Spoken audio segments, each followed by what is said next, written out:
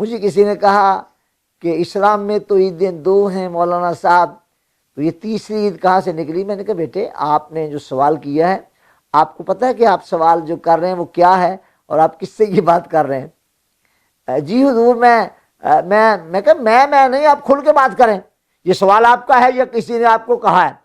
کہنے لگا حضرت یہ سمجھ لیں کہ مجھے کسی نے کہا ہے، سچی بات یہی ہے۔ وہ کہتے ہیں کہ اسلام میں صرف 2 عیدیں ہیں، یہ تیسری عید تو لوگوں نے پتہ نہیں کہاں سے نکال لی ہے۔ میں نے کہا اس کو کہنا کہ وہ ذرا میرے سامنے آئے، پھر یہی سوال کرے کہ اسلام میں تو 2 ہی عیدیں ہیں، تو تیسری عید کے بارے میں یہ کہے کہ یہ تو ہے ہی نہیں، پتہ نہیں کہاں سے نکال لی ہے، تو میں جواب پھر اس کو دوں گا جس کو اعتراض ہے۔ رہی بات آپ کی، آپ کو صرف اتنا عرض کرتا ہوں کہ وہ جو 2 عیدیں ہیں نا جن کو لوگ مانتے ہیں، عیدینی فی الاسلامی، 2 عیدیں اسلام میں ہے، اسلام میں ہیں۔ میرا سوال صرف اتنا ہے بیٹے آپ سے، اسلام نہ ہوتا تو وہ 2 عیدیں ہوتی؟ کہتا جی نہیں۔ میں نے کہا انہیں کہیں کہ وہ اسلام کے اس بات کے لیے دلیل لائیں، اسلام کہاں سے ثابت ہوا؟ پھر میں نے کہا اگلی بات میں کر لوں گا انشاءاللہ تعالی۔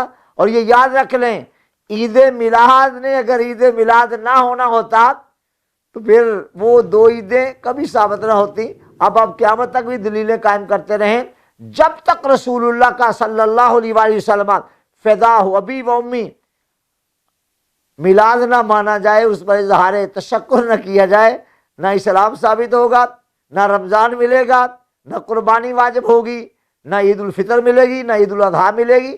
آپ کون سی عیدوں کی بات کرتے ہیں؟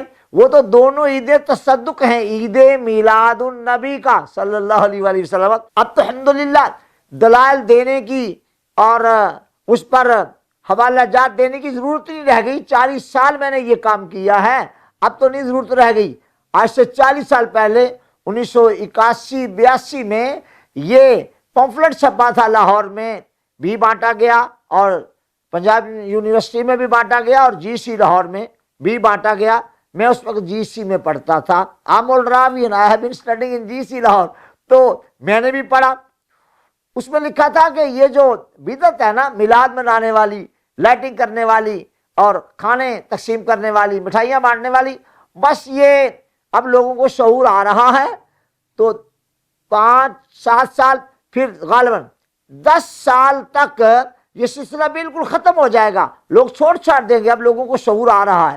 میں نے پڑھا تو میں ایک بار تو ہل گیا، میں نے کہا کیا ہوگا، میلاد پاک بند ہو جائے گا؟ الحمدللہ آج 40 سال ہو گئے۔ وہ لکھنے والوں کو اگر ان میں سے کوئی زندہ ہو تو اسے ڈوب مرنا چاہیے کہ وہ تو سرکار کا میلاد بند کروانے کے لیے لکھ رہے تھے، 10 سال کے بعد بند ہو جائے گا، لوگوں کو شعور آ جائے گا۔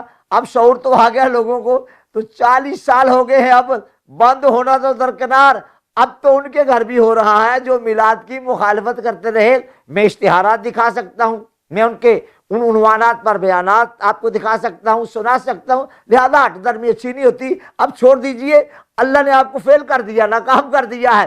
میلاد شریف بند نہیں ہوا، وہ تو الحمدللہ پوری دنیا میں گھر گھر ہونے لگا ہے، اور جیسے جیسے زمانہ گزرتا جائے گا وَلَلْآخِرَةُ خَيْرٌ لَكَ مِنَ الْأُولَىٰ، محبوب آپ کی آنے والی گھڑیاں گزری ہوئی گھڑیوں سے بہتر ہوں گی۔ جو جو زمانہ گزرے گا سرکار کے مقامات کے تذکرے اور زور و شور سے ہوں گے۔ اور سچی بات یہ ہے کہ محبوب کے میلاد کے صدقے میں تو اب ہم کھا پی رہے ہیں، لوگوں کا تو مجھے پتہ نہیں۔ بہرحال میں اپنی بات کر رہا ہوں، علماء کے لیے بھی کہہ سکتا ہوں، ہمیں تو جو عزتیں ملی ہیں، جو مقامات ملے ہیں، جو روحانیت ملی ہے، جو کمالات ملے ہیں، واللہ باللہ سمت اللہ، وہ رسول اللہ کے میلاد کے صدقے میں ملے۔ منکرین اب باز آ جائیے، یار نہ کرو اس طرح، تمہارے لیے اچھا نہیں ہے، مہنگا پڑے گا، چلو چھوڑو۔ ہاں، امام اہل سنت نے ایک جگہ کہا ہے، وہ کہتے ہیں کہ صبح طیبہ میں ہوئی بٹتا ہے باڑا نور کا، صدقہ لینے نور کا آیا ہے تارا نور کا، ناریوں کا دور تھا دل جل رہا تھا نور کا، تم کو دیکھا ہو گیا ٹھنڈا کلیجہ نور کا۔